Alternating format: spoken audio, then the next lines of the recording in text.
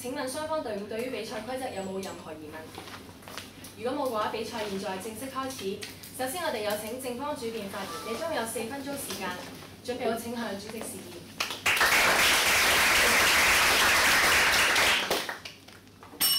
主席、評判有分何在座各位大家好，今日嘅辯題為港府應設立文化局。香港政府現時各個政策局入邊係冇文化局㗎，只有隸屬民政事務處嘅康文署處理文化事務，或者一啲好似藝發局嘅資助單位咁。正如本地文化人梁文道指出，呢種機制係源自於殖民時代嘅政府，喺呢種機制入邊，文化界只能夠自生自滅，因此文化界一直爭取設立文化局，以制定輔助文藝發展政策。爭取多年後，今年5月梁振英當選後提出成立文化局，以重新整合各有關文化嘅部門運作。但係因為人選同方針嘅問題，呢個舉動引起咗社會嘅激烈討論。首先，今日辯題嘅標準在於，如果設立文化局，比起現時只有康文署同其他小型委員會嘅狀況，更能推動文化發展，則辯題理應成立。相反，若果現況比起國際通行嘅文化局制度更能推動文化發展，反方先可以推翻今日嘅辯題。根據本地文化人潘國玲指出，香港係現時極少數未有設立文化局嘅地區。現時香港文化生活並唔理想。根據2010年 Marshall 報告，宜居指數排名71嘅香港，其文化部分排名比起吉隆坡同曼谷等地都要低。而經濟學人總編 John Copstick 喺討論香港宜居都市排名嘅時候，亦都指出香港文化生活得分很低，因此現時嘅排名只能夠定位於31位。如果唔能夠急起直追嘅話，未來排名將會降低。現時全球根本冇一個藝術發展先進嘅地區係冇文化局嘅設置，可見現時嘅制度根本未能推動文化嘅發展。我方認為設立文化局有以下好處：第一，升格提升工作效率。現時文化事務屬於民政局，由於世界大部分地區同城市都有文化局，相關嘅局長級會議就需要由曾德成為代表。以2012年至今為例，曾德成局長因為業務類型繁多，只係出席過4月19號一項粵港文化合作會議，其他時間就因為要處理其他業務而冇出席。如果制度冇變，根本就冇辦法改變現況。若果設立文化局，就可以以政策局長級官員專責對外協商，例如文化版權磋商、藝術推廣等，令香港可以主動推廣本身嘅文化產業。第二，爭取資源更容易。以往康文署業務需要兼顧體育部分，根據2011年庫務局報告指出，康文署60%半開支都係用喺體育，而剩低嘅28億文藝開支，亦都只係佔政府開支嘅1%。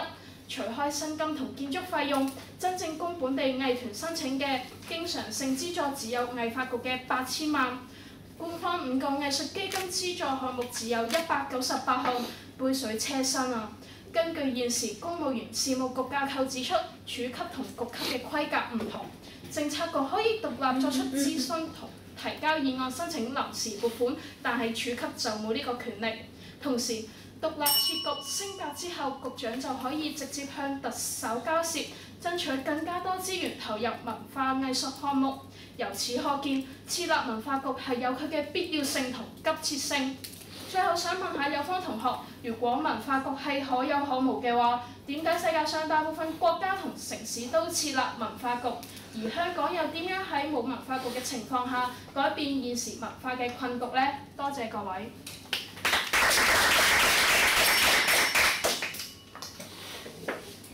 正方主辯所用時間為4分鐘，冇過時無需扣分。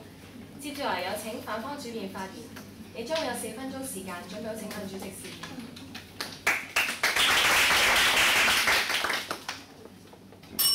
主席、評判、有溫同學在座各位大家好。今日有溫同學一出到嚟就同我哋講到香港好似一個文化沙漠，文化發展非常不足。但係事實係咪咁樣呢？我哋見到香港依家有康文署、有民政事務處等等嘅政府機構去推動唔同嘅文化活動。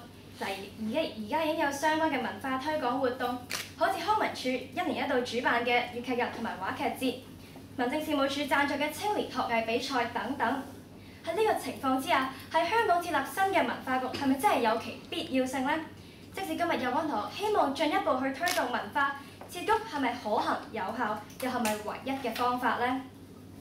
我方今日衡量辯題嘅基準係在於設局能否喺妥善運用資源嘅情況底下，去達到設立文化局嘅目的，亦即係推動文化。而我方反對辯題係基於以下2大原因：第一，部門無法互相配合，未能推出完善政策。喺現今冇文化局嘅情況底下，唔同嘅文化相關部門根據佢哋嘅特質，喺唔同嘅決策局入邊，能夠最完善、最合適嘅配套措施，從而最有效咁樣去推動文化。好似發展局咁樣，現時嘅文物保育範疇隸屬於發展局，而發展局亦能夠確保文物保育同埋發展兩者有緊密嘅配合，達至平衡。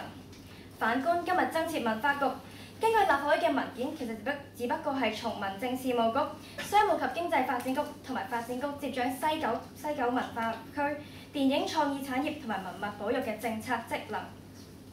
今日我哋增設咗文化局之後，文化保育嘅部門會被列入文化局嘅範疇，發展局入邊亦都唔會再有管理文化保育嘅部門。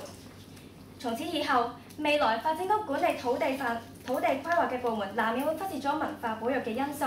由此可見，文化部門同埋佢相關嘅決策局兩者必須有緊密嘅聯繫，先至能夠最有效咁樣令到文化得以發展。將3個部門合併，反而令到文化發展冇咁完善同埋妥善。第二，成效未能彰顯，資源未能用得其所。有位同學今日主辯不斷同我哋講，設局係為咗進一步推動文化，但我方今日見到嘅係文化局即係將3個局嘅政策職能擺埋一齊。有位同學主辯出到嚟冇同我哋論證過合併3個局點樣能夠達到文化局設立嘅目的，亦即係推動文化。設局只不過係將推動現有措施嘅責任交俾文化局，好似西九計劃咁樣，佢轉咗做文化局嘅政策職能之後，唯一改變嘅就係宣傳嘅頭銜由民政事務局轉為文化局。中間嘅成效差異喺邊度呢？有位同學今日冇同我哋講過。我方見到嘅係合併職能同埋進一步推動文化中間嘅直接關係並唔存在，反而為咗設局，政府需要投放大量嘅人力、物力、時間、公帑。單係政府提出嘅新文化局新職位，當中包括局長、副局長，甚至係貴賓車司機嘅薪金，已經為政府每年增加咗唔少嘅支出。結果設立文化局唔單止達唔到原來嘅目的，冇辦法帶來任何嘅實際成效，所投放嘅大量資源亦都會運用失當。我方唔否認香港文化發展必須繼續推動，因此我方倡議政府提供更多資金俾已經發展成熟嘅部門同埋政策局去推動文化，同時完善現有嘅文化委員會架構，令到資源運用更加妥善，進一步推動文化。而呢一點將會交由我方一負作詳細論述。今日我哋見到增設文化局冇其必要性同埋需要性，亦都係浪費資源。有位同學如果今日要正立辯題嘅話，必須論證設局比我方所提出嘅反建議更加有效推動文化，否則今日嘅辯題絕不成立。多謝各位。主辯所用時間為3分59秒，冇過時無需扣分。接住嚟有請正方第一副辯發言，你將會有3分鐘時間，準備好請向主席示意。主席、評判、有關同學在座各位大家好。頭先有關同學提到資源嘅問題，有關同學説穿咗，其實只係睇錢分箱。佢認為文化根本唔值一個局級，所以寧願唔投放資源。概括有關同學嘅立場可以用以下4字成語形容：固步自封。因為有關同學錯誤地覺得健全嘅架構係足夠，同埋係配合完美，認為乜都唔使做。但現存架構存有咩嘅問題呢？我哋睇以下一則嘅例子。2009年，本港年輕創作人製作動畫短片《隱蔽老人》，奪得東京廣播公司 TBS 亞洲動畫短片創作大賽最優秀獎，係業界入邊一個最受歡迎嘅國際大獎，地位相當於奧斯卡。TBS 因此派高層結成崇史來港邀請政府協辦頒獎禮，但由於香港並無文化局，康文署處級職位亦都太低，政府就撥咗去商務及經濟發展局。當時局長劉吳惠南表示，呢個工作並非當局工作範圍，所以拒絕，引起本地文化界強烈不滿。嗱，只不過係協辦一個文化工作，香港政府都做唔到，點解？如果香港有文化局嘅話，就有一套基本嘅機制，就唔會出現上述嘅情況。康文署職級過低，文化工作職權混亂，文化局可以專責負責文化工作，可以有助推動香港文化。其實今日有方同學所帶出嘅問題，其實樣樣都係建基於對將來嘅擔心，所以就唔肯行前一步。有冇諗過，如果政府真係要推動文化嘅話，係其他局取代唔到㗎，因為文化局可以專心推動文化。如果要推動文化，就有必要性成立文化局，唔可以假手於人，由其他局或者只係康文署一個處級嚟取代文化局做呢項工作。有方同學只不過係建基於空想，我方就係建基於現實嘅需求。而且有方同學有冇考慮過，全球大部分嘅城市同國家都設有獨立嘅文化局，香港嘅民政事務局又要顧體育，又要顧鄉事，仲要顧埋宗教，咁到底可唔可以一心一意處理文化工作呢？頭先數據已經指出，民政事務局每年只出席過一次嘅文化會議。如果有其他文化會議，最多都係以處級嘅職員出席，人哋出席各級，你就出席處級，一睇，哇，咁唔俾面，會質疑香港到底有冇誠意同決心推動香港嘅文化工作。而設文化局就可以避免上述嘅情況啦。我哋香港可以出席更多嘅文化會議，為本地爭取更多嘅生存空間以及文化嘅發展。例如台灣嘅文化部喺原先嘅旅遊及文化部分拆出嚟，再獨立咗之後，就有條件提升規格，可設立海外嘅辦事處同外國進行會議。如果今日冇文化局，民政事務局身兼多職，如何一心一意處理文化呢？所以我方認為香港有必要性成立文化局。今日嘅辯題理應成立，多謝。第一副辯所用時間為3分鐘，冇過時無需計分。接住有請反方第一副辯發言，你將有3分鐘時間，請有請議員示意。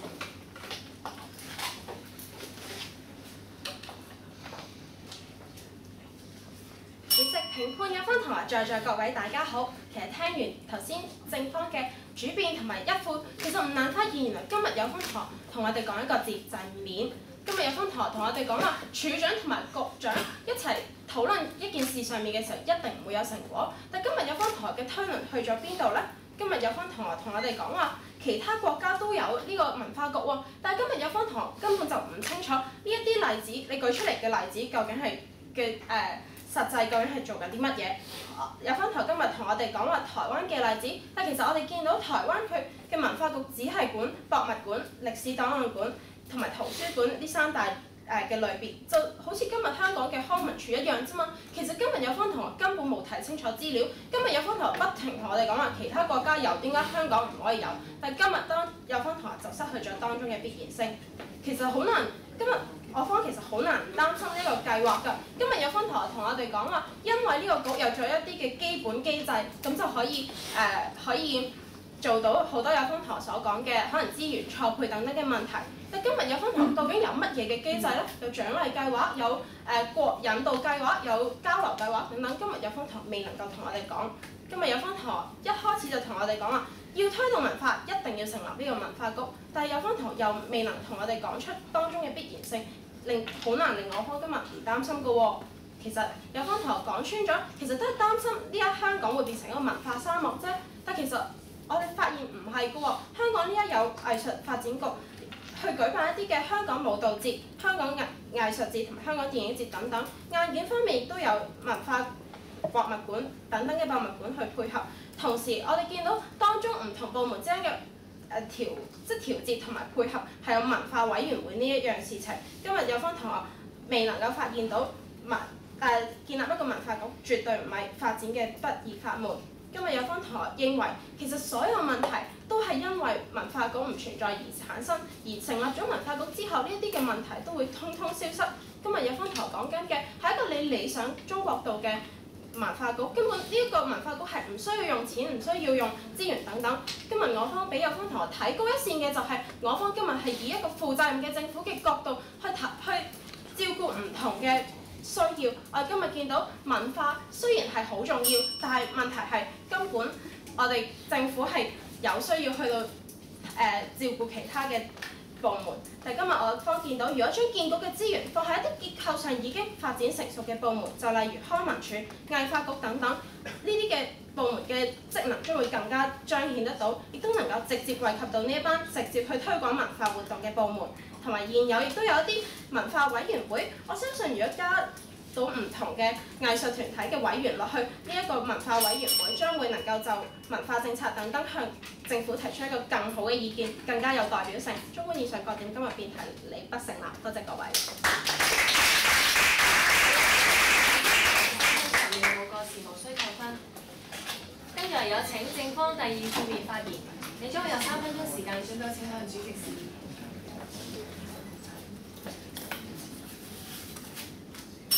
主席、評判有方同學在座各位，今日有方同學話唔增設文化局，有方同學係咪認為香港現存嘅文化就已經足夠呢？我哋所講嘅文化推廣唔單止係香港啊，而係加埋對外嘅推廣啊。有方同學係咪有文化就已經足夠，冇需要再進步呢？有方同學，我打個比喻啊，如果你哋嘅男朋友對你唔錯嘅時候，係咪唔需要再更加好呢？有方同學。將來你要求同佢結婚嘅時候，佢同你講結婚要使好多錢喎，不如我哋同居就算啦，俾多啲家用你補數，有方同學又接唔接受得到呢？有方同學，其實香港嘅處境同台灣係好類似㗎。台灣喺最初60年代嘅時候設立教育及文化局，70年代戒嚴嘅時候就連文化局都取消埋，後來仲降級成為呢個文化委員會級別，即係負責場地安排同資助、洽談外國表演等等嘅事務。最後喺龍應台極力爭取下，終於喺2012年獨立成為一個政策部門。龍應台嘅理由如下：如果係委員會級別，根本就欠缺外交涉應有嘅格局，亦缺乏自行推動政策嘅能力。就算係合併部門都唔可以接受。點解？因為例如聘入呢一個觀光部，你係一個局長係一個旅遊界嘅人士，就會將精力將所有精力放晒去搞旅遊。你係文化界人士，就會專注文化事務，結果就係兩邊不討好，造成更加唔公平。但係我哋佢哋獨立設局嘅之後，由於資源增加，立即開辦咗紐約、巴黎、東京3地文化局駐外辦事處，極力爭取對外嘅文化藝術交流，例如藝術系開放更多台灣配額。而龍應台喺文化部施政藍圖亦強調，將會未來會產值化，呢啲辦事處係會協助作家、電影等對外商討版權、發行等問題提出支援，並參與兩岸產權協議，探討共同營運博物館同藝術館嘅可能性。呢啲工作範圍遠超過以往委員會級別或者現時香港處級所能承載。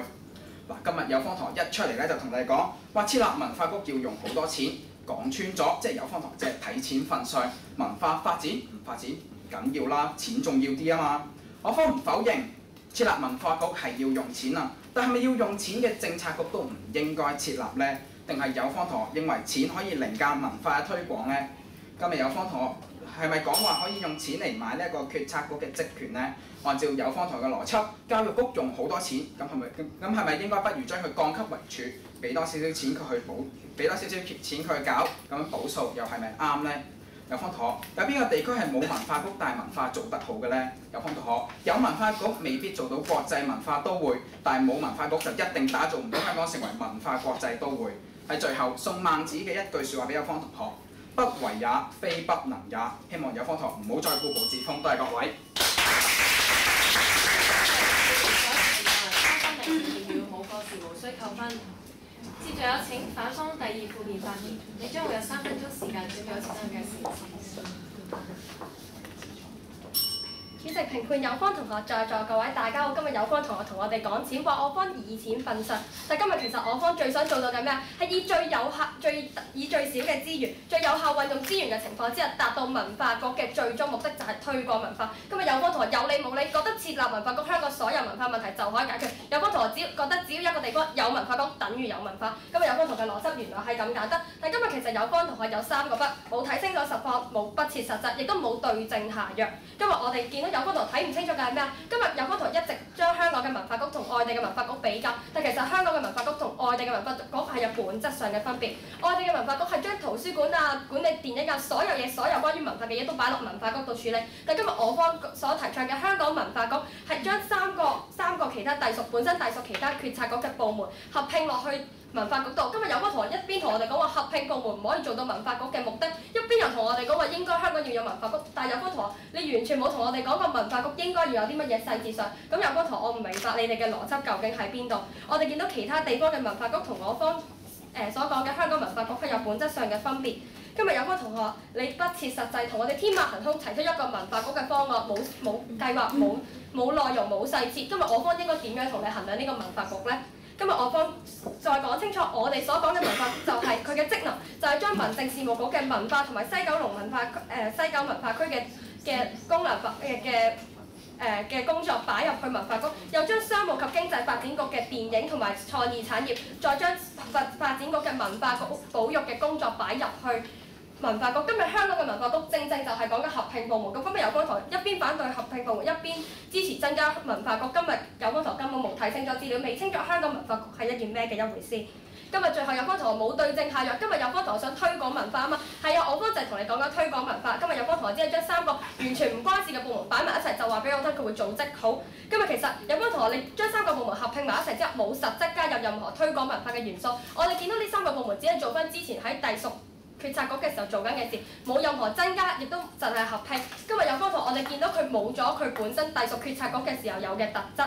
就好似以發展局為例，我哋見到發展局本來就係發展同文物兩者緊密嘅結合，但係當香港有文化局之後，文物保育呢個部門就會去咗文化局，咁所以之後會點啊？發展局就唔會再考慮文化保育呢個範疇，咁樣文化保育喺文化局嘅建構底下，佢又唔可以得到發展局去規劃土地嘅時候嘅考慮咯喎。咁今日有關同學，土地發展局就自己去規劃佢自己土地，而文化局嘅文物保育就一直同嗰邊交涉。今日有方同學，你係咪想見到咁樣嘅情況呢？今日我方見到嘅就係推廣文化係需要硬件，即係錢啦；軟件亦都係其他地方嘅聯繫，各種特質嘅配合。今日我方見到嘅，今日我方所做到嘅就係希望可以保留原有決策局，增加資源，令到佢有更多嘅配合，令到文化可以喺決策局嘅配套協助之下，更加有效咁推廣，亦都令到文化委員會可以增加佢嘅資源，令到佢可以推廣文化。多謝各位。12秒，冇過時，無需扣分。即將會進行台下問答環節，現在將會宣讀台下發問規則以及程序。台下發問員須為對賽隊伍之辯員，否則每次為例發問，該題得分將會作廢。答題方可以得到該題之滿分。首先由正方其中一位台下辯員向反方台上辯員發問，然後由反方台上辯員作答，再由反方派出一位台下辯員發問，然後由正方派台上辯員作答，如此類推。每方各有3次發問以及作答機會，為每名台下及台上辯員均不能發問多於1題，以及作答多於1題。如果某方嘅台下辯員不足，方可以重複發問。台下辯員有權要求台上任何一位辯論員作答。倘若題目之中冇要求指定對方嘅辯論員作答，即視為放棄指定作答權。答題方可以自由選擇辯論員作答。每位台下辯員有1分鐘時間發問。辯問嘅一方有1分鐘時間準備，以及1分鐘時間去回應對方問題。喺法定時間完結之前15秒，計時員將會鳴鐘1下，以示發言時間即將結束。喺法定發言時間完結時，計時員將會鳴鐘2下，台上辯員需要立即停止其發言，否則評判有權對該辯論隊扣分。現在先請正方第一位台下辯論員發問問題，有1分鐘時間發問。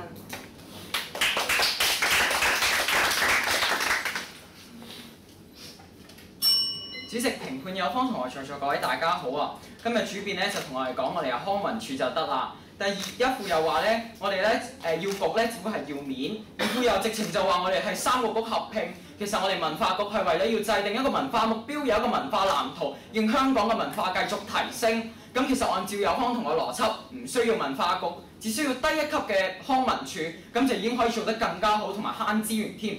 咁有同學不如將署再降為辦公室之後，咁咪更加可以推動文化發展，咁咪更加可以慳資源咯。如果降格係唔好嘅話，咁點解升格又係唔好呢？多謝各位。現在反方將會有1分鐘時間。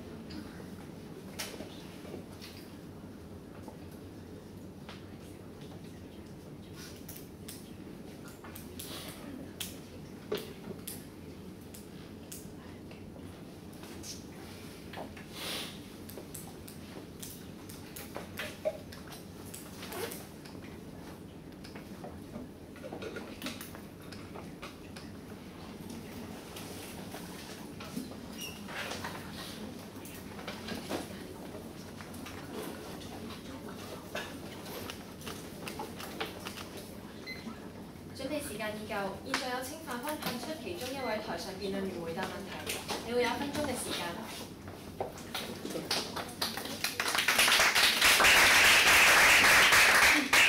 主席、評判有方同學再一次大家好。今日有方同學問我哋究竟點解我哋要將佢降格為處？但今日有方同學發現，其實論證責任喺你嗰度。究竟點解今日我哋需要設立一個文化局呢？今日有方同學冇辦法同我哋講，反而問我哋點解要將佢降格為處？但問題我哋就係見到今日有方同學所講嘅文化局究竟係乜嘢呢？今日有方同學冇睇清楚政府文件，政府文件係將3個局嘅職能嘅文化嘅要素嘅職能去擺做一個局，就叫做文化局。今日有方同學，你究竟點樣係先至可以做到推廣文化？你只不過將3個職能擺埋喺一個局啫喎，只會係將一啲只會剝削咗佢嘅資源。咁今日有方同學何謂做到呢個推廣嘅文化呢？多謝各位。敬請各位台上辯論員喺發言嘅時候先向主席示。Sorry。接住嚟有請反方派出一位台下辯論員發問問題，你有1分鐘嘅時間發問。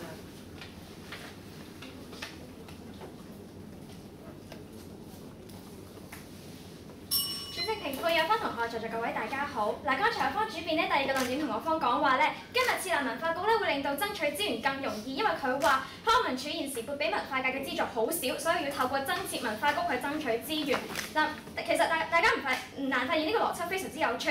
既有方同今日清楚知道康文署撥款不足係個問題嘅時候，點解唔直接增加康文署撥款俾文化界嘅資源，就已經可以解決到個問題，反而要先用一大筆資源去增設文化局，兜一個大圈，再慢慢透過呢一個局去攞資源，中間必要性何在呢？多謝各位。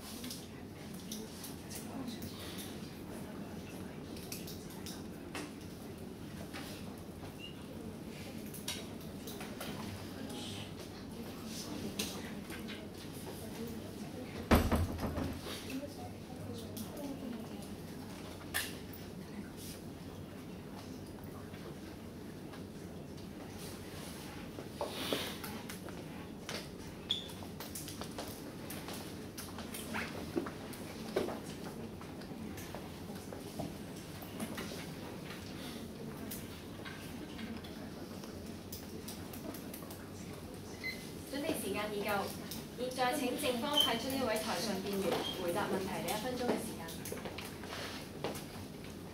主席、評判有方同學在座各位大家好，首先多謝有方同學嘅問題先啦。其實局級係比處級會爭取多10倍有多嘅資源，咁有方同學你睇唔睇到啊？況且除咗錢啦，局級比處級嘅職位職能上有更大嘅係更高嘅。有方同學點解可以用錢嚟剝削咗局級嘅權利呢？多謝各位。最後請正方派出第2位台下辯論員發問問題，你1分鐘時間發問。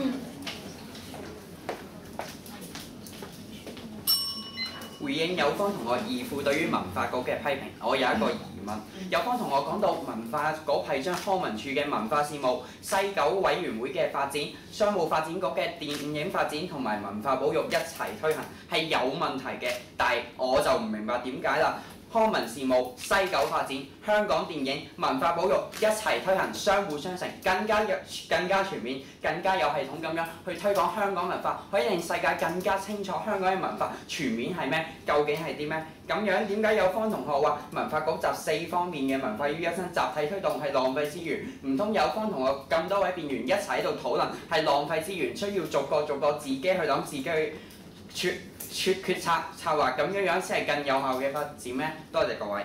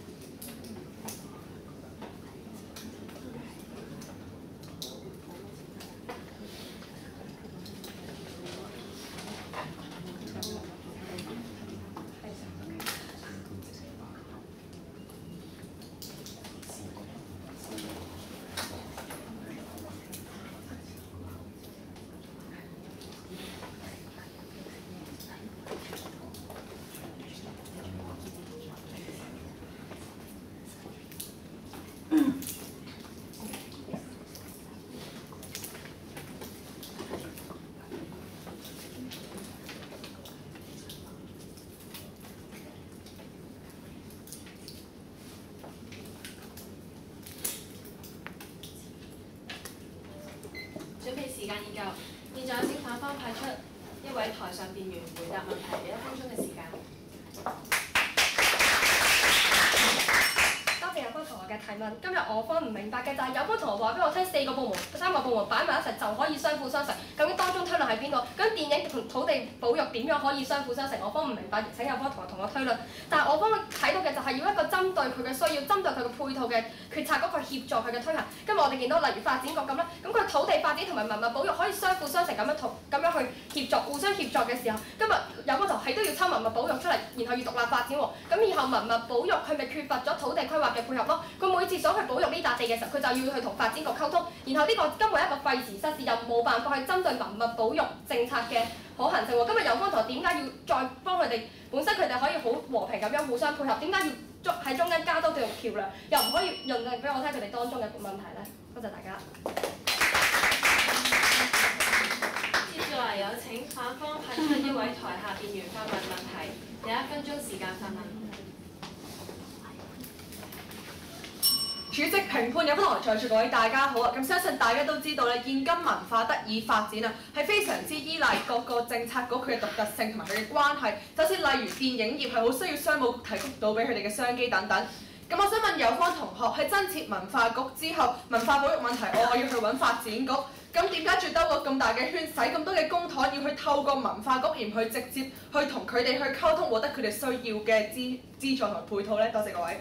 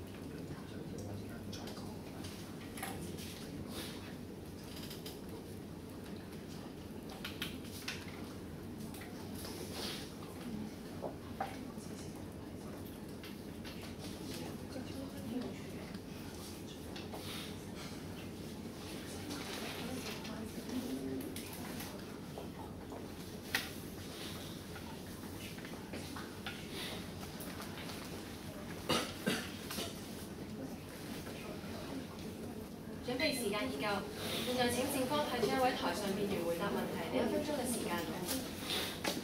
首先多謝有方同學嘅問題，有方同學頭先講到政策局嘅問題，點解有方同學會認為一個處級、一個局級嚟申請係更加直接呢？而我哋而家文化局就係要申請成為政策局。嗱，如果一個康文署佢只係執行，如果向發展局申請咁資金唔一定批，但係文化局就係一個權力批核呢啲有關文化嘅資助，而且文化推廣唔單止香港。點解有方認為啊？所有政策只係香港入邊做呢？成立文化局可以對外國溝通，咁樣可以喺海外推廣香港嘅文化，何樂而不為呢？多謝大家。接住嚟有請正方派出一位台下辯論員發問問題，你1分鐘時間發問。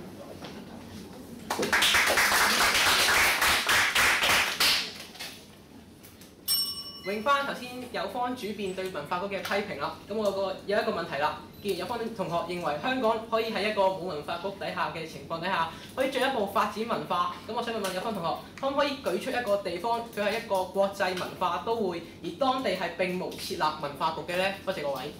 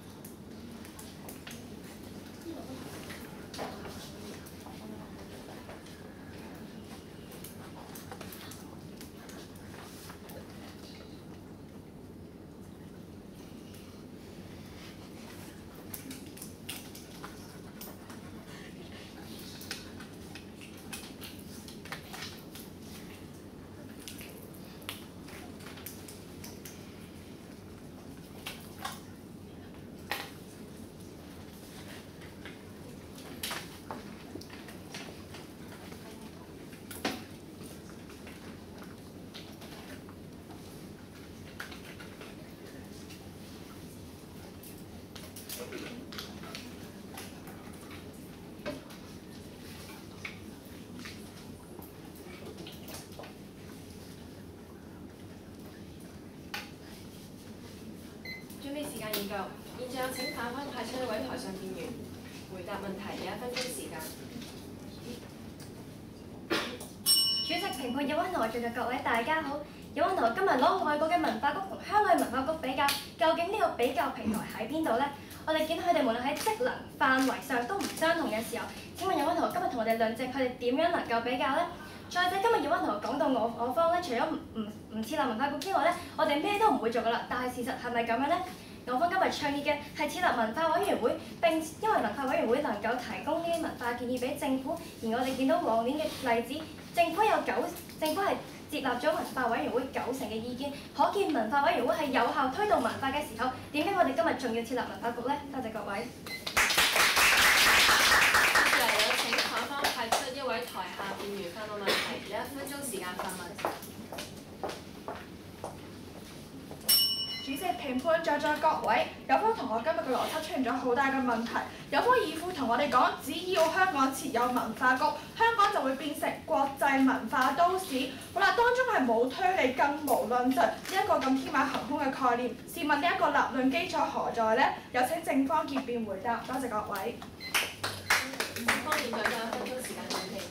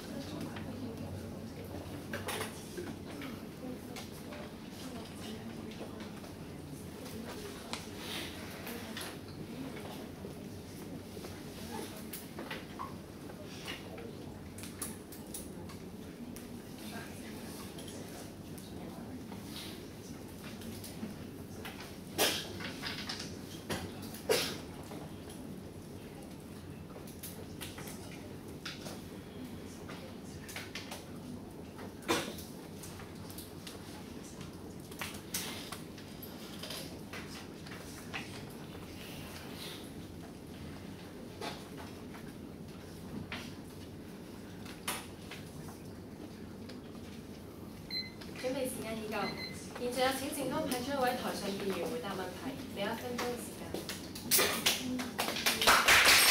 主席、評判、有方同學在座各位大家好，首先多謝台下同學嘅發問。有方同學冇聽清楚我方義父嘅演詞。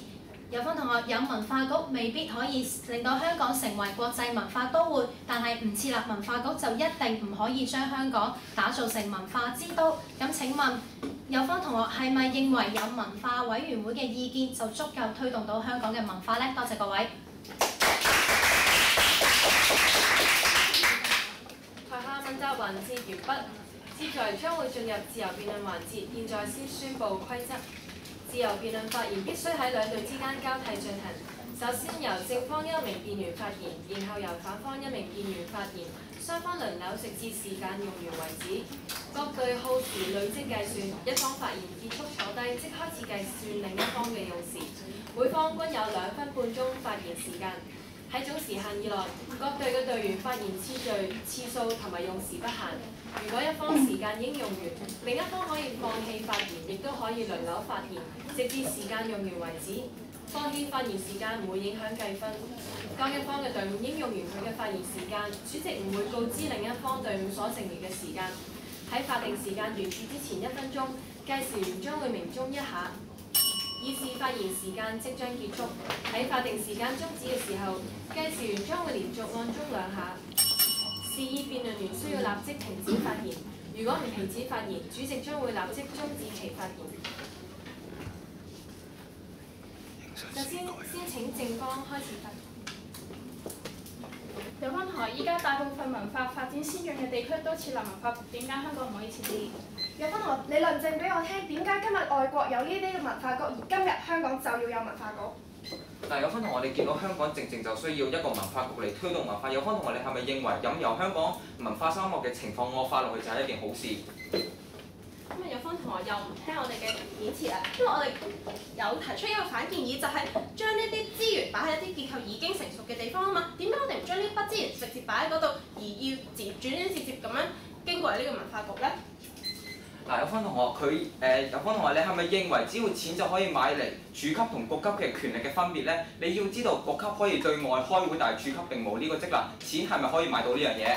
有方同學，不如簡單問一句啦，有方同學嘅邏輯係咪今日有咗文化局之後，有方同學所講嘅文化沙漠就即刻冇咗？嗱，有方同學你退啦，我再問多你一次，金錢可唔可以買到權力上面嘅差異？今日有方同學忘記咗有民政事務局呢一樣嘢，咁樣其實我哋見到民政事務局目前已經同廣州、澳門亦都簽署咗一個為期5年嘅合作計劃嘅規劃。今日有方同學無視咗呢一點。嗱，我哋見到民政事務處開會仲要全年一次，仲要兼顧埋宗教，仲要兼顧埋鄉事，到底可唔可以一心一意推動香港文化咧？咁但係今日有方同學，我哋見到文化局3個部門咁樣完全冇關係咁樣，佢哋點樣可以互相配合，從而達到有方同學所講嘅推廣文化咧？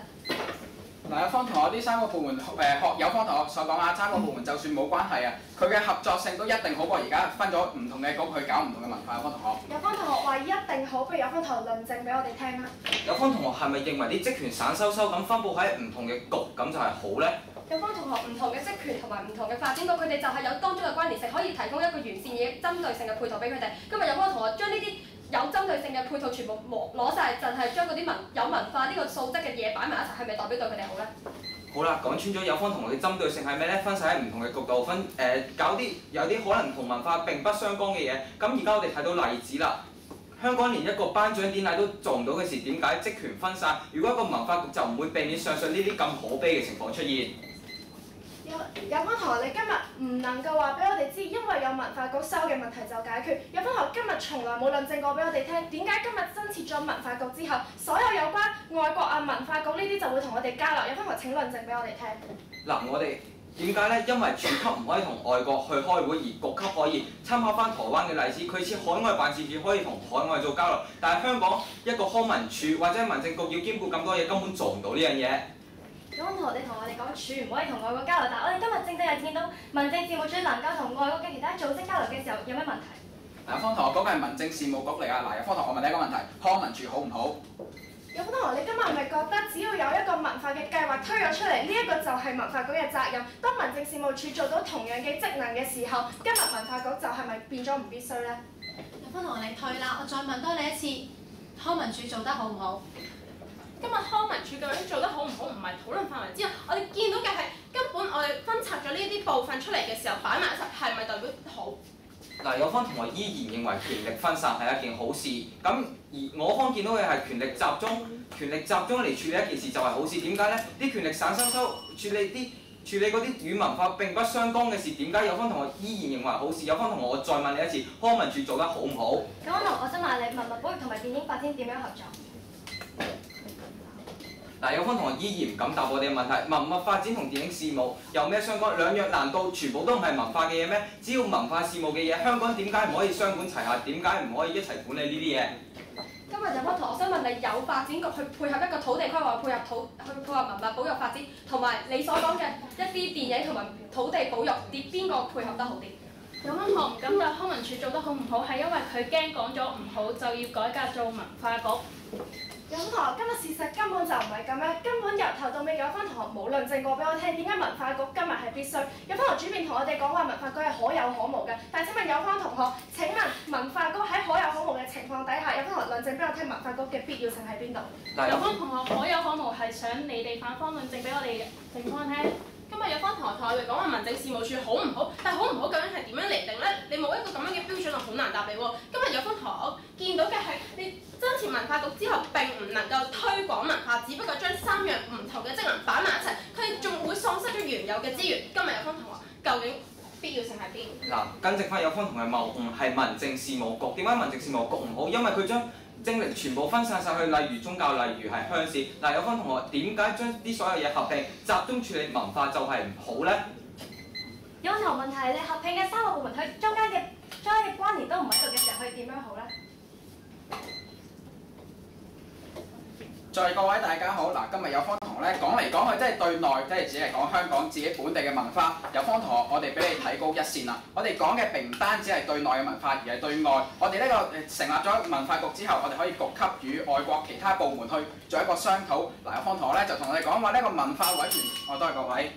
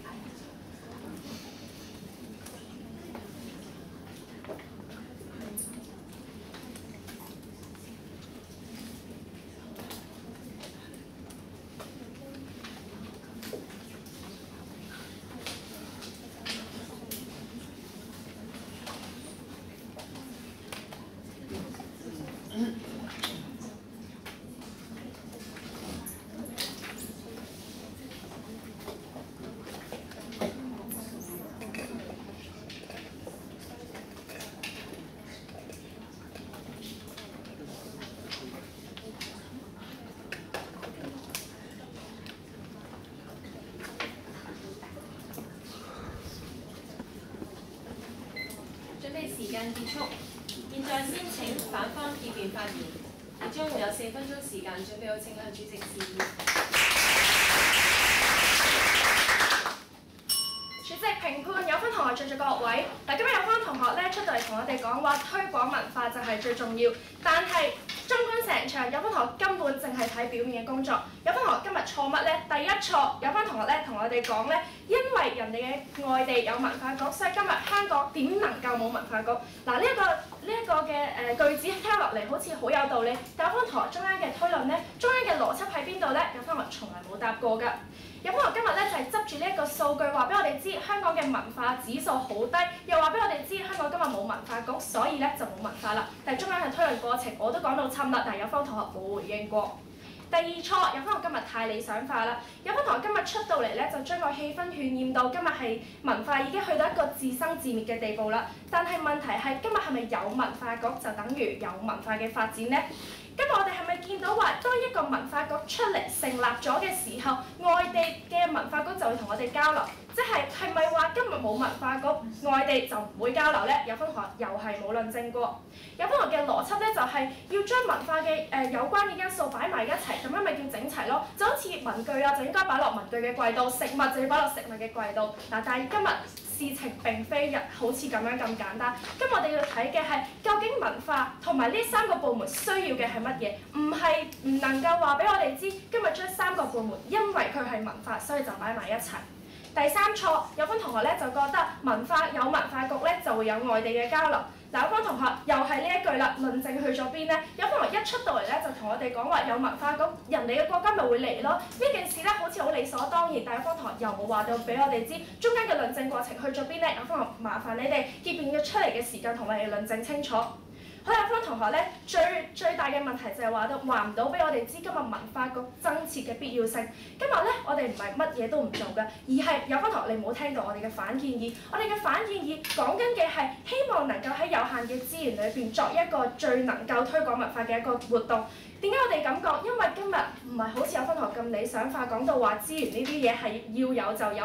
問題係今日喺有限嘅資源裏邊，我哋點樣做到推廣文化呢？有分同學冇聽過我哋反建議，我哋希望做到嘅係將現有嘅資源放入去而家現有已經發展成熟嘅局，好似康文署、好似藝發局咁樣。但係有分同學咧，今日就好理所當然出到嚟同我哋講話啦。如果冇文化增設文化局咪得咯，問題咪解決咧？問題咪解決咯？但係原來中間論證過程又係冇咗。好，有分同學唔聽我哋嘅反建議唔緊要啦，但係有分同學好可笑嘅就係佢出到嚟同我哋講話要推廣文化，但係淨係同我哋講話有文化局就可以推廣文化啦。但係請問點解今日有文化局屹立喺你前邊就會變咗有文化嘅宣傳、有文化嘅交流呢？有分同學又係冇同我哋講過。其實咧，今日我方所講嘅好簡單，我哋希望嘅就係做到喺資源分配得妥當嘅情況底下，有效咁樣推廣文化。其實今日我方講嘅嘢十分之簡單，我哋希望嘅做到就係我哋要喺文化呢3個部門裏邊要有一個互相嘅配合，要推出一個更完善嘅政策。點解我方咁講呢？就係因為當我哋見到發展局負責一個規劃土地嘅用途，發展局需要嘅係有一個文化嘅因素嘅配合，而文化嘅推廣亦都需要土地嘅規劃。但係有分同學貿貿然將同我哋講話，只要有關文化嘅就擺埋一齊，咁樣咪足夠咯。其實有分同學唔明白嘅第二樣嘢仲有，當我哋見到原來而家今日只係將3個部門擺埋一齊，呢一個就叫做推廣文化。請問當呢3個部門擺埋一齊嘅時候，中間佢哋需要嘅嘢唔同，有分同學你點樣回應？點樣話俾我哋知文化因為3個部門嘅配合就能夠推廣文化？其實今日我方俾有分同學提高一線，我哋見到嘅係文化需要推廣，我哋明白康文署可能有做得不足，但係問題進步仍然需要。所以我方同學見到，只要我哋用啱資源將文化推廣嘅時候，香港嘅文化必定會有更美好嘅一天。多謝各位。4分08秒，冇過時無需扣分。之後有請正方結辯發言。你將會有4分鐘時間，準備好請向主席示意。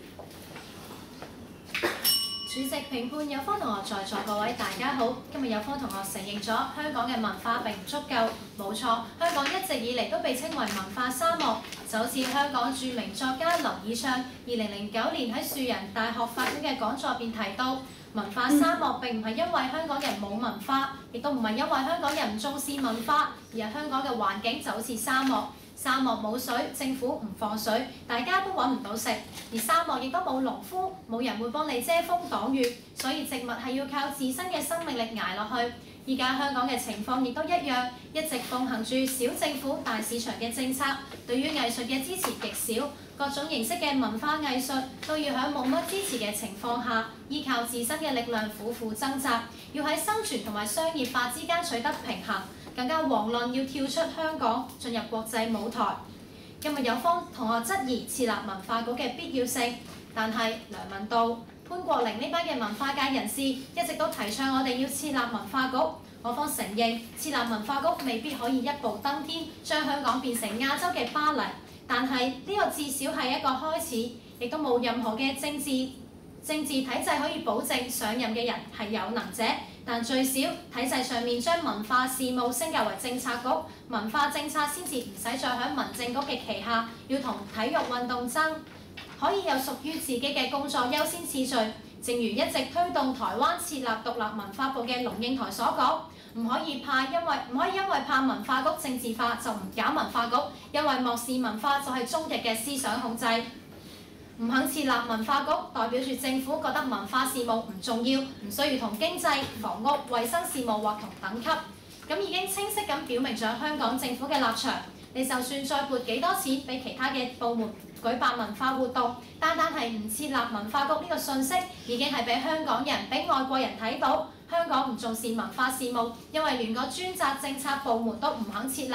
事實上，我方主辯亦都提到多個權威嘅調查指出，香港文化生活部分得分好低，拉低晒成個城市嘅宜居性。文化界亦都一直指出，香港完全冇支持文化，要打破大眾覺得文藝冇前途，政府就自己先要有強而有力嘅訊息，設立文化局可以視為第一步。其實有方同學今日嘅憂慮，某程度上係對本港政府投不信任票，覺得既然做唔到完美，咁不如就唔好做啦。咁即係話1年、2年、3年拖到最後，原來香港都係喺度原地踏步，就好似你未考試，但就先打定輸數，覺得自己一定會肥佬，一定會俾阿媽打，所以就乾脆唔去應考。但今日辯題講嘅係機制問題，唔係人選嘅問題。人係可以替換嘅，但經濟冇就係冇。今日有方同學認為，我方贊成辯題係為咗面子，但康文署嘅署級同文化局嘅局級喺職能上係有分別㗎。好似我方嘅辯論隊咁，有時出賽都會撞到其他嘅校內活動，老師要幫手向校方爭取資源。如果冇老師級負責，就只有會長負責同校方傾嘅話，根本就乜嘢都傾唔到。文化局亦都係一樣，喺依家嘅情況之下，香港根本唔可以好似台灣咁，由文化局同外面交涉版權、藝術學院交流，向外國推廣本地嘅藝術家等等，只有批出資源嘅基本功能，咁長期落去，香港就會比其他嘅地方拋得越嚟越遠。唔通有方同學仲要等到香港嘅政治全部民主化，先至可以設立文化局咩？今日唔係我方理想化，係有方同學陰謀論啦。香港唔應該再等，唔應該再固步自封。今日嘅辯題理應成立，多謝各位。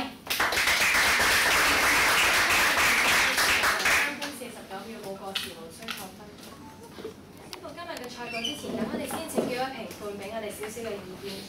第一位先請香港中文大學政治及行政學系前辯論隊隊員葉啟昌先生。咁有少少唔舒服，咁講得就冇講太長，把聲都有少少沙。咁先澄清翻先，可能有同學見到我哋評判會用部電話嘅，咁唔係話唔尊重，而係因為我哋聽緊你哋講嘢嘅時候，發覺你哋所講同我哋所知嘅好似有少少出入，咁所以我哋都會用翻部電話 check 翻相關資訊啦。咁先澄清翻先嚇。咁就雙方主線俾少少意見啦。咁如果話正方我俾最大個意見，其實就係你哋個格局太細啊。咩意思咧？你今日同我哋講話文化局應該存在嘅作用係錢同埋權力，咁好啦，有錢同埋權力，咁又點樣呢？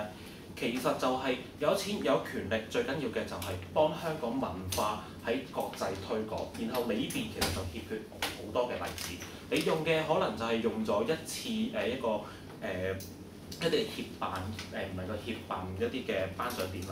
咁但係會唔會再大型啲呢？例如話到好啦，我哋香港想推廣香港文化。咁乜嘢叫香港文化呢？包括香港嘅流行曲、香港嘅電影，以至香港嘅歷史、香港嘅文化建築。好啦，咁我哋有咗錢，有咗權力，然之後更加重要係咩呢？就有一個中央去統籌，將所有文化或者值得我哋推廣嘅嘢，統一喺其他外國嘅地方宣傳。咁我哋冇理由話，我哋冇文化局，冇理由我哋要宣傳香港電影、香港歌曲、香港嘅歷史，由唔同嘅單位同一個城市去巴嘅。咁樣嘅情況之下，咁咪會出現效率好低，或者唔能夠成功去有效推廣咯。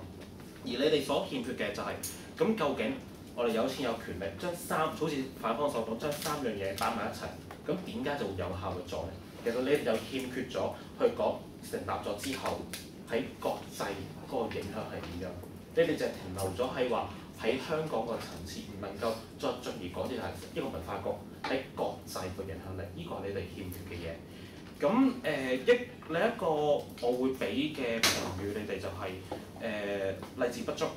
咁例子不足嘅意思係第一本土例子，你唔會冇咩例子會講到本土欠缺文化局究竟有啲咩嘅問題？你其實來來去去，你就係俾咗一兩個嘅本土例子我。會唔會其實仲遠少少？會有啲係因為冇文化局或者冇相關部門，令到香港文化唔能夠輸出到外國呢？我記得應該係大約幾年前，香港本土有班我哋 so called 叫宅男嘅人咧，咁就拍咗一套叫《宅男追女仔》嘅電影擺上網嘅。嗰套電影我印象中係攞咗啲國際獎項，但係因為香港冇資助俾佢哋出唔到去外國攞獎嘅。咁會唔會其實更加多嘅例子會同我哋講冇文化局對一啲嘅文化影響係點樣呢？如果你可以4位辯員每個人都有一啲嘅例子出到嚟嘅話，然後你俾完一個例子，然後你文化科有班同學喺今時今日嘅環境，你點樣處理到？政府可以點樣解決個問題？你欠缺例子就好難同我哋講點樣嘅。咁第二個其實你欠缺一啲嘅國際例子，其實你來來去就係俾台灣我。咁全世界嘅文化國即係有文化。知道可能倫敦、紐約或呢啲嘅城市或者大嘅國家，法國、英國，佢哋又點樣嘅呢？佢哋有文化局，佢哋點樣幫助佢哋推廣呢？如果你可以實際俾到今時今日有啲咩國家有啲文化局，而佢哋點樣幫助到推廣文化，其實你唔論證香港嘅文化局點樣做，有單外國嘅例子已經幫到你哋去論證嘅。咁呢個就欠缺你哋外國嘅例子，又或者其實台灣例子你哋未講最盡嘅，因為啱啱龍應台就講咗話，佢希望台灣文化有4大方向：國際化、雲端化、客鄉化同埋呢個4個方向嘅。咁就係嗰4個方向，因為有文化局嘅存在，先至有咁嘅嘢。而如果香港有個康文署嘅話，一處級係處理唔到。其實台灣例子都未有做更加盡。咁之後你打比賽要留意翻就係、本土嘅例子或者一啲國際例子，其實都幫助到你嘅論證嘅。咁至於反方，我諗我個評語就係兩個嘅。第一，你俾唔到你一個政府特色我。你哋依家個主線就主要係講話改變咗之後3樣嘢擺埋一齊，冇咩特別嘅關聯，所以冇咩效率。咁其實你哋漏咗另一個政府特色就係官僚系統。會唔會其實文化依樣嘢我哋好講創意？如果當我哋有一個局去管理嘅話，政府特色就係好多嘅規章啦，你要經過好多程序啦。其實會唔會反而令到文化係局限咗佢哋嘅創意呢？咁另一個就係話你哋講咗改變咗之後嘅問題，咁又會有一個局與局之間或資源之間嘅割裂。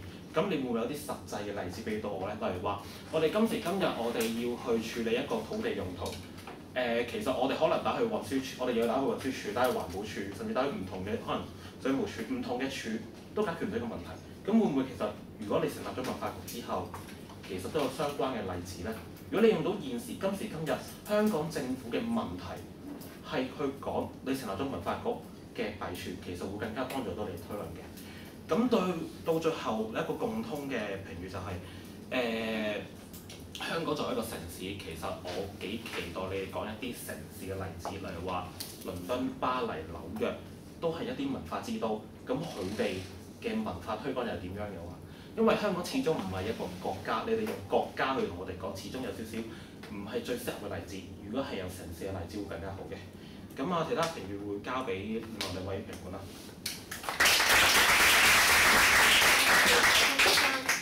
接住落嚟，我哋有請香港城市大學中文辯論隊前隊員韋權律師，有請。我唔想罰企嘅，咁我想係鬥錯。嗱咁咧，我覺得今日咧，其實咧，雙方同學仔都犯緊一啲咧，好多辯論員都會犯嘅。首先咧，譬如咧，先講下嗱，你好多時會有一啲咧常聽嘅一啲 terms 咧，就好中意咧，就喺辯論嘅時候就即刻攞出嚟。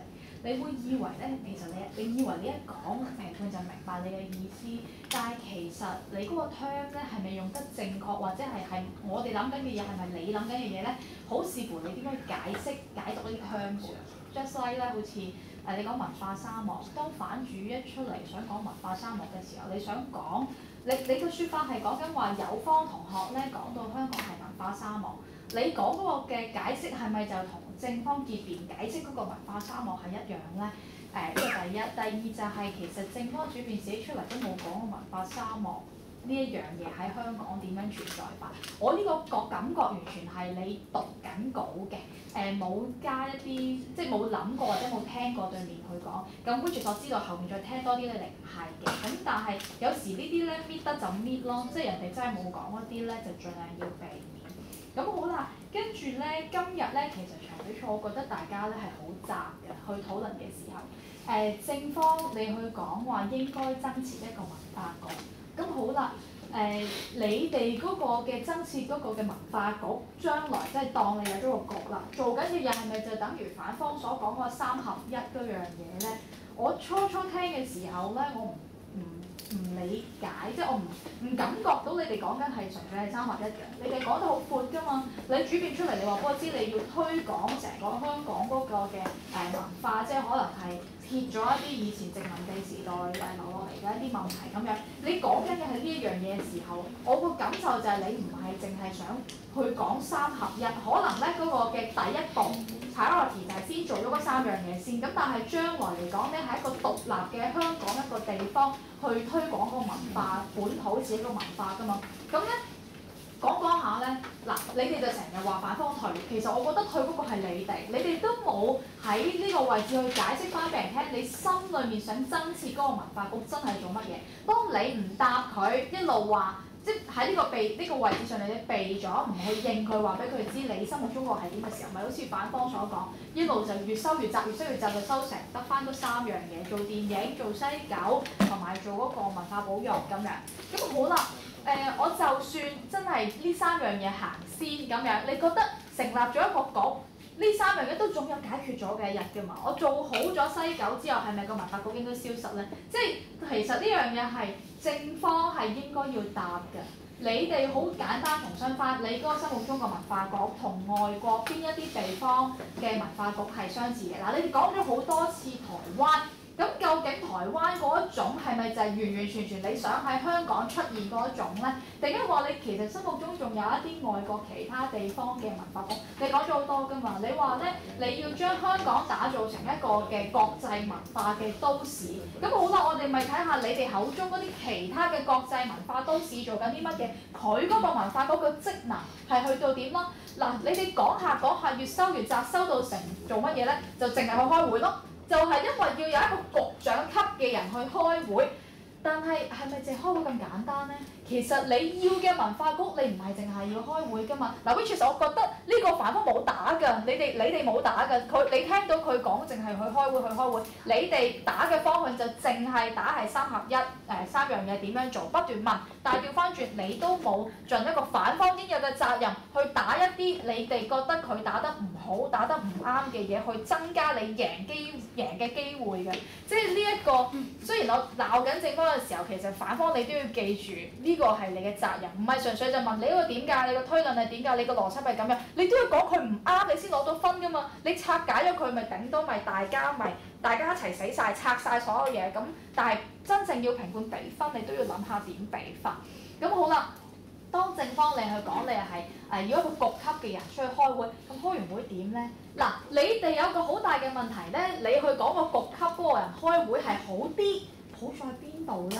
我哋理解緊可能局級嘅人去開會咧，就係相比起一個康文署一個處級嘅處長級嘅人去開會，可能係講緊個好處喺當你局級嘅人去開會，你個局長係好掌握究竟香港未來嗰個文化發展、文化推廣同埋香港邊一啲方面應該要發展先嘅。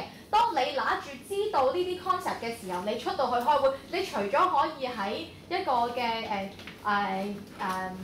傾嘅時候會比較能夠去演繹香港嘅內部情況，同人哋去爭取一啲我哋想要嘅嘢之外，可能講緊就係你香港嘅政策將來係點，都係要靠局長級嘅人咧去幫手去度完之後要推行。咁佢咧就可以係即時就唔需要再經過處長級再上去局長級嗰一紮嘅官僚嘅架構之後，就再篩選我成咧，佢已經即刻可以喺局級嘅情況之下去定一啲政策啊！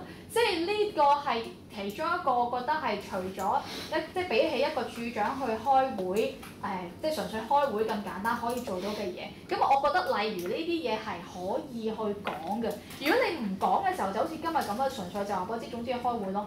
嗱，反方你咪問咯，點解開會就係好啊？點解佢去開會就係好？有方同學冇解釋過，可能咧我唔知你會唔會覺得係問咗俾佢答到呢個位俾佢攞翻，即係我唔會咁樣咯。咁可能另一啲嘢，譬如正方去到結尾，你去講話今日咧就你話反方陰謀論，你最後一句先講反方陰謀論，但係你前面嗰橛嘢有冇解釋過反方點樣陰謀論過？我聽唔到啊！我唔理解你講個陰謀論，你想講反方點樣陰謀法？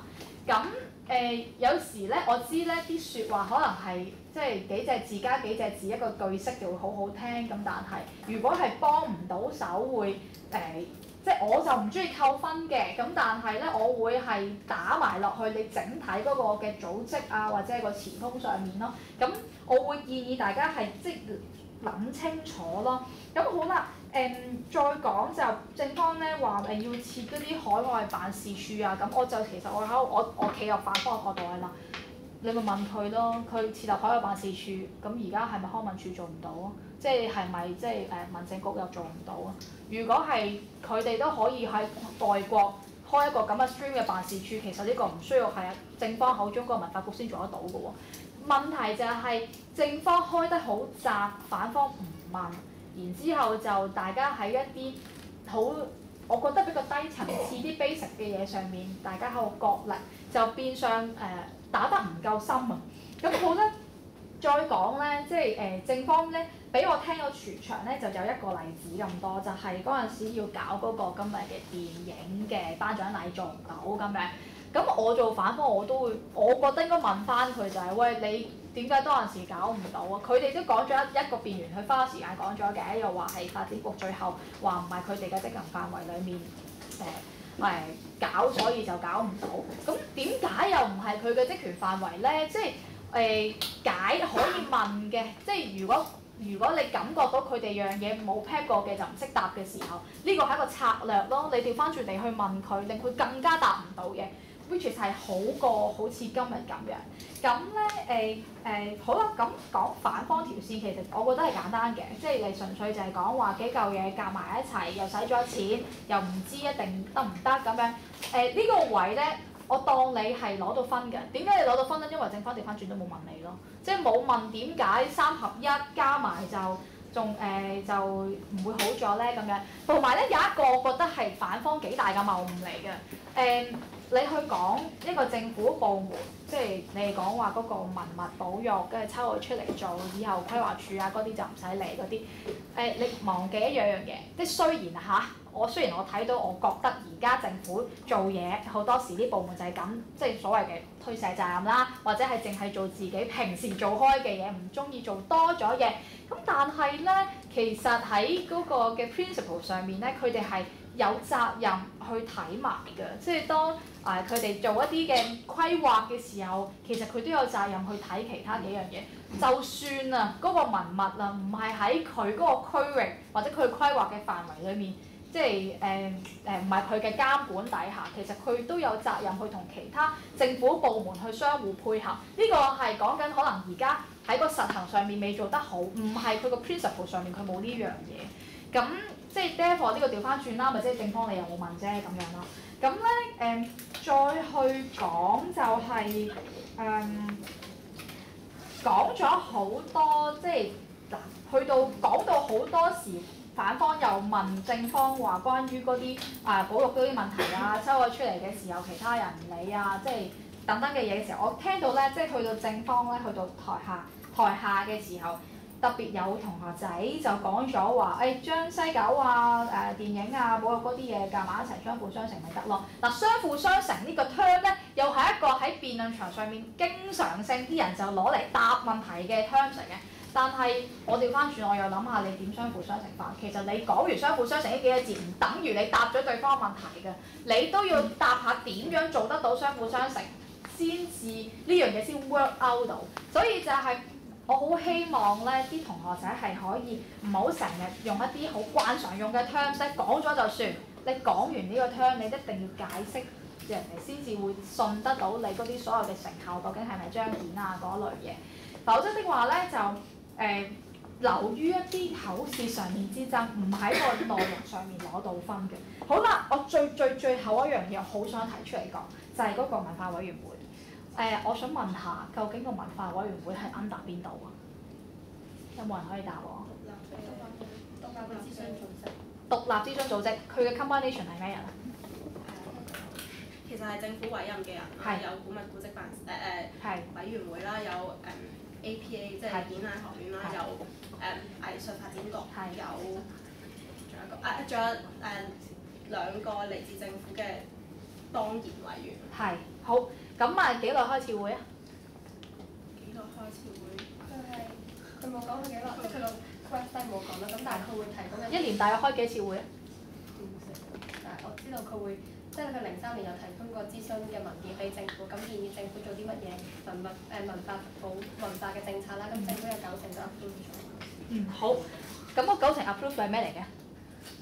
有名嘅創新。唔記得咗佢個名，但係佢出咗2份嘅 report，咁我唔記得咗名。OK， 好，咁你要諗下啦，究竟一個諮詢委員會，其實咧政府好多諮詢委員會，政府係好中意咧，就係成立諮詢委員會之後咧，委任一啲聲稱係嗰個界別裡面有權威或者係能夠有代表性嘅人物咧，就入去一啲諮詢委員會嘅。咁好啦，諮詢委員會嗰個模式就係通常啦，好多時可能1個月或者2個月開一次會啦，咁你數一數到1年嘅開到幾次會嘅。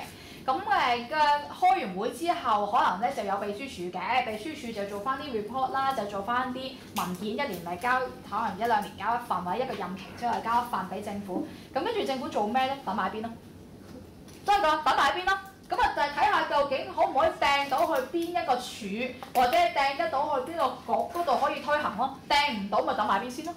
咁好啦，所以咧，你哋去睇委員會呢樣嘢嘅時候咧，俾到個錯覺你嘅，即係覺得喂有嚿嘢就好過冇一嚿嘢係。咁但係呢嚿嘢個職能究竟做唔做到你哋口中個文化局做緊嘅職能咧？你冇追過，你冇問過，或者你個心裏面你都冇打算去為呢件事去深入去探究過。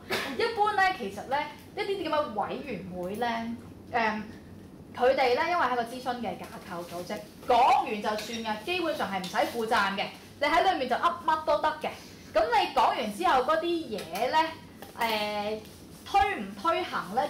你如果交唔到去一個特別嘅局，或者就製成一啲嘅定咗嘅政策嘅時候咧，好大機會係浪費咗一啲好嘅 idea 嘅。咁就算咧，而家係有90%嘅提議，政府都接納。咁但係接納完之後做到幾多嘢咧？可能政府咧有時譬如交俾民政處，民政處成日都話要推廣文化，成日都話要即係搞多啲藝術文化活動啊。咁但係個問題係有幾頻繁咧？你哋調翻轉，你都可以講下究竟而家交俾民政處、康文署同埋等等嗰啲做咗幾個 project 嘅處，佢哋底下為呢件事做到嘅嘢係做咗幾多？如果你哋都噏唔出究竟做得幾多幾唔足夠嘅，咪好似就跌入去反方口中所講嘅嗰個話有佢哋而家個完整嘅架構去處理咪得咯，唔需要特別去訂立一個文化局咯。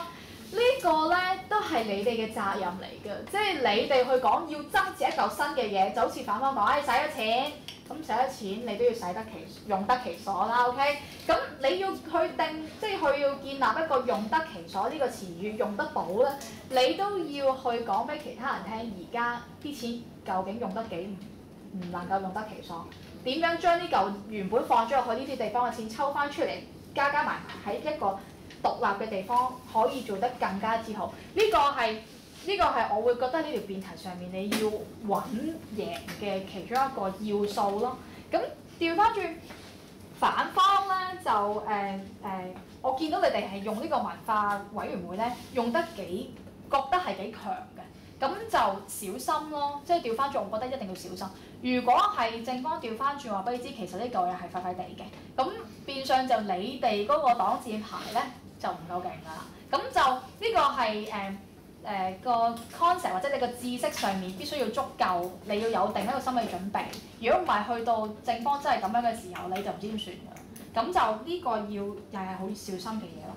咁咧最後咧就係自由辯論。咁我覺得個自由辯論咧就大家係冇 plan 嘅，即係冇諗過究竟應該有啲咩，你覺得係你嗰方最強嘅嘢你要講，或者係對方好弱嘅嘢你要打，大家唔知嘅，純粹就想問咩，想打咩，咁啊大家都係咁蝕底嘅，即係唔係另一場嘅混戰咯。喺即係好忙嘅時候就令到件事就更加忙，更加冇 focus。因為你哋嘅責任唔係你打咗開心就算嘅，你嘅責任係你要俾評判一個好 full picture， 究竟你而家你嗰邊好嘅嘢，比對方好嘅嘢喺邊度？咁呢個好靠你哋自己諗下點用你嘅方法去演繹出嚟咯。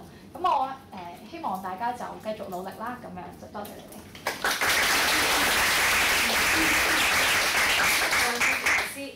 接下我哋有請香港樹仁大學中文辯論隊前隊員林守應先生話我哋講少少評語，有請。即係等咗好耐，終於到我啦。咁其實我喺講今日個講評之前咧，首先想同大家更新一個或者係講翻清楚一啲嘢啦。其實咧，即係頭先正反雙方或者可能評判有陣時咧，即係或者普通人都會撈亂嘅。其實咧，我哋嗰個局咧叫民政事務局。民政事務局底下咧有個民政事務總署，咁啊簡稱咧就叫民政處。咁啊其實兩樣嘢咧係好唔同嘅。民政事務局咧其實係統籌咧一切咧關於民生上面嘅問題嘅嘢嚟嘅，即係政策上面嚇呢個亦都正方都有講過決策局嘅問題。OK， 民政事務總署做啲咩咧？其實叫得處嘅嘢咧，基本上所有叫得處嘅咧，就係做一啲咧真正實行上面行動上面嘅嘢嘅，係 operation 上面嘅嘢嚟嘅。咁民政事務總署做啲咩咧？其實做好多喺唔同嘅範疇，即係基本上你同佢講啦，公園攬咗張凳咧，都會走上去揾上面嗰啲 E.O. 啊去講下嘅。咁通常民政事務總署咧轄下咧就會包埋去搞埋區議會嘅，咁啊最主要關於民生嘅事務就會係咁樣。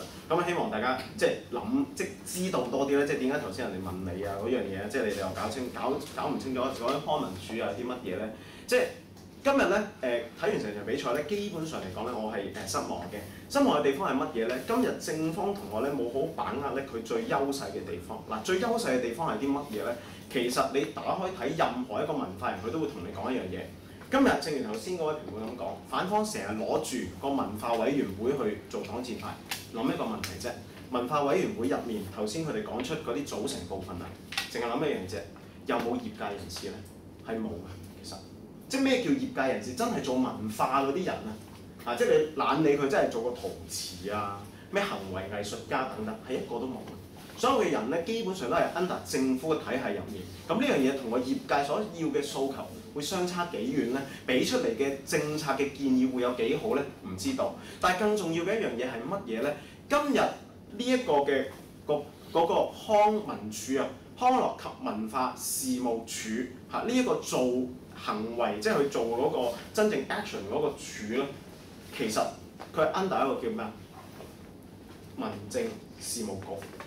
諗一樣嘢先，文化人成日都講一樣嘢㗎啦。點解文化上面嘅例如發展啦、保育啦等等嘅政策係同嗰個叫做民政事務係相關咧？嗱，佢哋成日都講一樣笑一樣嘢咧，就係其實所謂嘅文化唔係淨係去跳下舞啊、睇下粵劇啊嗰一啲叫做文化，其實文化嘅範疇好大。OK， 而家個政策最大嘅問題係乜嘢咧？係喺嗰個政策上面嘅職能分配咧，將文化呢樣嘢咧 under 咗民政事務，而喺民政事務嗰一班嘅 AO 嘅心目中諗嘢咧，係完全同文化脫咗節嘅，係偏離咗嘅。That's why 今日需要有一個文化局做一個決策嘅層面，而唔再係一個叫做行動嘅層面啦，即係唔再係 under 康文署啦。呢樣嘢咧係今日咧正方同學咧冇將佢其實應該最優勢嗰樣嘢咧放喺嗰條主線最精要嘅地方。當今日正方咧攞咗呢一樣嘢出嚟講嘅時候，而 rather 定係今日嗰樣嘢嘅時候咧，咁我就好期望，即係好想睇下究竟反方係點答。當然今日反方嗰條主線咧係好簡單嘅啫，簡單得嚟係咪有效咧？我可以咁講，今日係正方冇好好問一樣嘢。第一，你今日咧話係3+1，OK， 即係3樣嘢夾埋變咗1啦，咁樣係咪3加埋等於1？唔係3加1，OK， 3加埋等於一樣一個局咁樣。我想問，其實今日文化局佢所講嘅嘢係咪真係咁簡單咧？嗱，佢只係話俾你知喺而家文化局再組織嘅情況底下，即係以我認知啦嚇，或者你哋如果朝頭早可以聽下收音機咧，其實近排都叫好多文化局，即係有關文化嘅人士去傾談。當然最主要係傾緊個局長應該揾邊個做啦。咁但係其實當中都會有涉及到咧個文化局其實需要組成啲咩部分？點解佢哋會 prefer 個文化局嘅局長係要揾個文化界人士，而 rather 定而家講緊嗰個 AO 入去 ？OK， 即係呢個係最主要佢哋傾談。但係當中佢會有涉及到，就係其實文化本身佢文化局入面所推行嘅嘢咧，唔淨止係你哋講3樣職能加埋，只係話俾你知喺嗰3樣職能嘅而家係現行會推行緊嘅嘢咧，佢覺得有需要擺入去。嗱，調翻轉，如果我係正方喺比賽過程裏面咧，我會問一個問題。嗱，今日咧反方咧揸住成日講一樣嘢就係話，喂，如果今日冇咗，你夾硬變翻做文化局，譬如發展局佢會唔會喺發展嘅途中會繼續去審視一啲關於文化保育嘅嘢咧，定係會割裂咧？我想問，就算 under 而家嘅情況喺發展局裏面，佢文化保育嘅構成部分究竟又佔幾多咧？發展局本身個主要方針係啲乜嘢咧？係發展文化保育咧，其實係排到好低㗎啦，已經嚇。呢一樣嘢其實會唔會調翻轉，亦都係個問題咧？嗱，另一樣嘢，當佢變成咗係一個決策局與決策局之間嘅溝通嘅時候，我哋係咪深信真係而家嘅香港，雖然個政府係某陣時嗰個係跛腳嘅，咁但係個問題係咪佢哋決策局與決策局之間佢哋所行嘅政策之間係完全冇交流咧 ？OK， 即係呢樣嘢係正方係需要點出嘅。調翻轉嗱，反方嘅同學咧，我覺得頭先咧喺可以好清楚話俾大家知啦，喺自由辯嘅時候咧，我俾你哋嘅分數係低啲。點解咧？有兩樣嘢做得唔好啊。第一，對面去問你康文署做得好唔好？當然喺嗰個叫策略上面咧，我都唔認同正方嘅同學去問咁多次。點解咧？即係以我嘅建議就係其實問完1、2次咧，對面唔答咧就俾答案㗎啦已經。評判要知嘅係個答案，答案先係俾分嘅。即係你問佢100次佢唔答，我都唔知邊個啱㗎。即係佢唔答喎，但係你問嗰件事有咩原因咧？評判你唔好assume個評判有個諗法要幫你俾分。我哋俾嘅係你台上嘅表現，而唔係我認知嘅嘢係啲乜嘢嘛。調翻轉對面問你，喂，康文署好唔好？康文署好與唔好有啲咩問題咧？康文署做得好好，喺嗰個管理嗰啲場地啊，嗰啲維修做得幾好啊，係咪先？係嘛？即係最多我見過康文署有好多老鼠啫，即係個地下嗰度。咁但係個問題冇問題㗎嘛，即係佢去做嗰個，即係佢有定時開放嗰個公園啦，有定時開放博物館啦，佢冇做唔好啊。唔好嘅地方係咩咧？即係嗱，有陣時啲嘢諗啦，或者你哋個腦度，我唔知你假設嗰下人哋係希望你答好與唔好。如果你係覺得喂，其實答唔好會出事，咪試下答佢一個字得好，咁啊睇下佢會點樣咯。即係有啲嘢你可以試下，即係唔好咁核突啊嗰個位置。OK， 咁你嗰個位答極都答唔到咧，就有一個問題啦。即係你會變咗整體上面，我哋成日都話啦 ，3D 係咪打實質內容咧？未必一定，好多時係嗰個氣勢上面嘅分野。實質內容你哋係咪真係要去到 3D 先至帶出咧？去到 3D 其實已經係好失敗嘅，其實好坦白講係好失敗。即係主稿俾咁多時間你都做唔到，要去到 3D 係好失敗。不過有樣嘢我想提大家 ，3D 嘅決勝地方係啲乜嘢咧？就係、其實台下俾到啲乜嘢你。今日女拔嗰邊，我俾一條台下俾得好高分嘅係第2條嗰條台下問一樣嘢，喂，其實而家佢兜個圈架床疊屋，再用咗咁多錢，其實為咩咧？嗱，呢樣嘢點解我話我俾佢高分咧？其實佢都唔係中晒今日最致命正方有個位置，台上冇打過，冇意會到。甚或乎台下講完 3D 亦都冇問過，係去到結邊可能點出少少。今日咧正方講一樣嘢就係話去到第2啦，2D 攞個資源。今日28億撥款裏面咧佔政府嘅1%嘅經常性開支，當中咧只有8000萬咧係落到去咧俾人批，係有198項資助嘅。OK， 今日立德文化局，你睇翻政府個架構圖表，就算最細嗰個局。係環保局，佢下面都有個環保署，有得局自然有處，亦即係話今日就算我唔係直接將康文署康樂及文化事務署嗰個文化處搬過嚟咧，我都要再重新成立喺個局底下，一定要有個處㗎啦。即係你個局係負責做政策，下面一定要有個局去負責做行動嘅。亦即係話今日你所講嗰個嘅開支，如果個開銷真係咁大嘅時候，有咗個局之後咧，會更多。個局長唔使人工嘅咩？係而家有埋副局長喎，政治助理喎，一堆嗰啲什麼 AOEO 啊，什麼 ACO 啊，即係 ACO 係負責做文件嗰啲啊，係一堆人喺嗰度，嗰啲錢點樣嚟嘅咧？個資助係咪會多咗定係點樣咧？如果洞察到呢個，扣翻落你哋自己嗰度，啲錢唔係直接撥落去會更好咩？因為今日你要記住一樣嘢，就係你打開條稿咧，今日對面答唔到就係話點解今日加大本身個職能唔得？當然。係正方佢冇好講清楚，決策個層面同行動嘅層面又唔同。你冇咗決策嗰個文化局嘅存在，而家康文署做咩啊？好似佢哋咁講咯，粵劇日啊、文化日啊，搞個舞龍舞獅，對個文化嘅推展或者文化嘅保育會喺邊度呢個功能 ？OK， 所以今日咧其實正方最主要其實漏咗一嚿嘢就係決策嗰樣嘢，比之而家行動個分野喺邊度？如果能夠加埋呢個咧，你哋條主線咧就會更加好。而今日反方上面咧，主線上面其實基本上冇乜特別大問題，係但係打得微縮嘅時候咧，唔能夠好好聽到對面有啲咩問題。而最失望係個台下提咗你嘛 ，OK 冇用到，因為佢今日嗰兩個利處，一提升效率，二嗰個資源嘅問題。咁當然啦，其實正方亦都冇好好運用到自己嘅提升效率嗰樣嘢，其實可以啄住佢。即係咁耐以嚟，成年淨係開一次會，點解唔係多咗個文化局會更加專注咧？即係嗰樣嘢冇好好，亦都係嗰個問題啦。就係、行動同埋個決策。本身而家民政事務局佢個決策上面，佢主要嘅功能唔係幫你諗文化啊嘛，因為喺佢嘅角度，佢覺得文化 nothing 係咩啊？民政事務嚟嘅，真係俾啲市民咧去開下舞蹈班俾你跳下，什麼社交舞嗰啲嚟嘅。即係呢個就係而家個問題，點解業界咁希望有個文化局嘅存在嗰個分野？咁我希望就係今日嘅意見去到呢度，希望大家多啲留意多少少呢啲嘢咧，咁條片就會好玩意啦。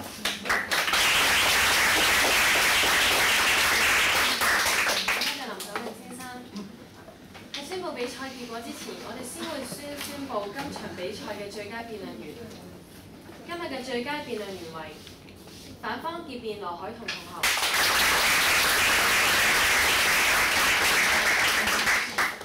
今日嘅比賽將會以票數分勝負，由屯門天主教中學對拔萃女書院。正方屯門天主教中學得1票，反方拔萃女書院得2票。換言之，今場比賽由反方拔萃女書院勝出，恭喜勝出。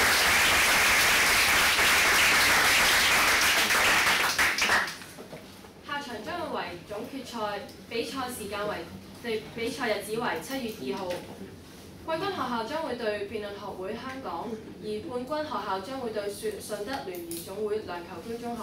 具體嘅比賽時間將會喺稍後公佈。今日比賽圓滿結束，多謝各位參與。